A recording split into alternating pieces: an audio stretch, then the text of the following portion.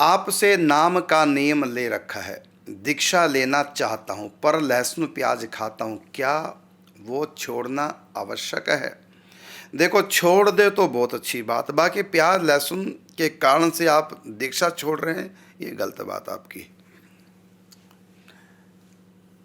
इतना है कि कंठी यदि पहनी तो ये सब, कंठी का एक ही नियम है कि बिना भोग लगाए कुछ खाना नहीं, और जो शास्त्र निषेध करता है उसका भोग नहीं लगा सकते, ये कंठी का नियम है। तो आप प्याज लहसुन के पीछे दीक्षा छोड़ रहे हैं, भगवान को छोड़ रहे हैं। माने प्याज लहसुन इतना प्यारा है कि उसके पीछे भगवान को छोड़ रहे हैं, बहुत बड़ी नासमझी है। तो हम तो नहीं कहेंगे कि आप प्याज लहसुन के पीछे दीक्षा छोड़ दो, दीक्षा लो, अपने आप को उसे योग्य बनाओ। हाँ, इतना है कि घर से बाहर आपातकाल में कहीं ऐसी स्थिति बन जाए, बाकी प्रयत्न तो यही करना चाहिए कहीं भी किसी भी परिस्थिति में हम प्याज लहसुन का प्रयत्न माने ग्रहण ना करें, उसका त्याग करके रखें। और कहीं विशेष मजबूरी में फंस जाओ, अलग बात है, बाकी प्रयत्न तो यही करना चाहिए। चाहे दीक्षा ना भी लो तब भी प्याज लहसुन नहीं खाना चाहिए। प्याज लहसुन में तमोगुण है भाई, ये तमोगुण ही हमको त्रिक योनियों में डालता है, रजगुण हमको स्वर्ग ले जाता है, और सत्वगुण हमको ऋषि मुनियों की श्रेणी में खड़ा कर देता है, और गुणातीत अवस्था हो गई तो पहुंच गए भगवत धाम में, सिद्ध लोकों में नहीं। तो सत्वगुण सिद्ध लोकों में ले जाएगा, रजगुण स्वर्ग आदि में ले जाएगा, तमोगुण तीर्थ योनियों में ले जाएगा, और इससे तमोगुण बढ़ता है। तो क्यों अपना सत्यानाश करे हो, क्यों अपवित्र वस्तुएं खाते हो, क्यों तमोगुण बढ़ाने वाली। यहाँ तक कि मिर्च भी तमोगुणी होती है, लाल मिर्च, और ज़्यादा मिर्च मसाले नहीं खाने चाहिए, कम खाओ, ज़्यादा नहीं, क्योंकि ज़्यादा मिर्च खाओगे तो ये भी तमोगुण बढ़ाती है।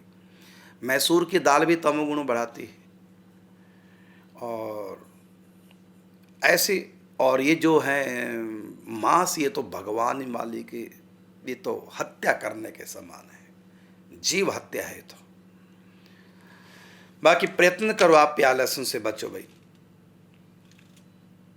आप नाम जप कर रहे हैं, दीक्षा लो, कंठी लो, तिलक लो, पूरा बेस जो होते हैं 5 संस्कार दीक्षा के समय, 5 संस्कार कराओ। अब प्याज लहसुन के बिना ये संस्कार नहीं हो पाएंगे, यदि ये नहीं छोड़ोगे तो ये फिर आपके 5 संस्कार नहीं होंगे। इसलिए प्याज लहसुन छोड़ने में ही भलाई है। अब इसका अलग से ही विषय कभी हम करेंगे चर्चा, ये प्याज लहसुन कहाँ तक घातक है मनुष्य के लिए, उनमें भी भक्तों के लिए।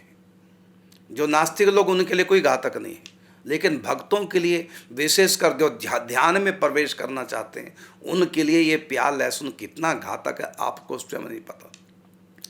हाँ, आप कुछ साल तक छोड़ के रखिए और खूब चिंतन में प्रवेश कीजिए, और जब आपका ध्यान लगने लग जाएगा कुछ सालों के महीनों के अभ्यास से, फिर किसी दिन प्याज लहसुन खा के देखना, फिर प्याज लहसुन खा के फिर ध्यान करने बैठना, फिर आपको तब पता चलेगा इतना बड़ी हानि है प्याज लहसुन से। जो आपका ध्यान सहज में होने लग गया था अभ्यासवश, लेकिन एक बार के प्याज लहसुन खाने से उस दिन आपका ध्यान करना आपके लिए मुश्किल पड़ जाएगा। तो आप प्रत्यक्ष में करके देखिए, नहीं तो संतों की अनुभूति पे विश्वास कीजिए, ये अच्छी चीज़ नहीं है। ध्यान में जो प्रवेश करना चाहें, और जो तमगुण से आगे रजगुण, रजगुण से भी आगे सत्वगुण, सत्वगुण से भी आगे गुणातीत स्थिति में जो जाना चाहें, सबसे पहले उनको अपना आहार शुद्ध करना पड़ेगा।